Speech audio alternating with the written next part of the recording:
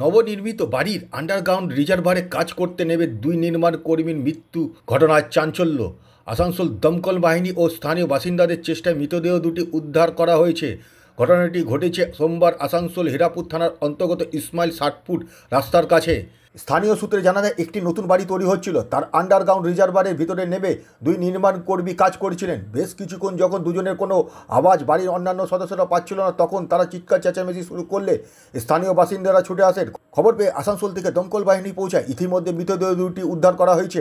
এই বিষয়ে স্থানীয় কাউন্সিলর বললেন, ঘটনাটা যেমন আপনারা জানেন, সকালবেলায় দুটি মানুষ মারা গেছেন, ঠিক আছে, কোনো কনফার্মেশন আসেনি, কিন্তু অচৈতন্য অবস্থায় তাদের উদ্ধার করা হয়েছে এবং কর্পোরেশনের ইঞ্জিনিয়াররাও রয়েছেন, তারাও জানিয়ে দিয়েছেন আমাকে যে টোটালি বেআইনিভাবে কাজ হচ্ছিল, বেআইনিভাবে নির্মাণ কাজ হচ্ছিল এবং কোনো ধরনের সেফটি মেজার নেওয়া হয়নি।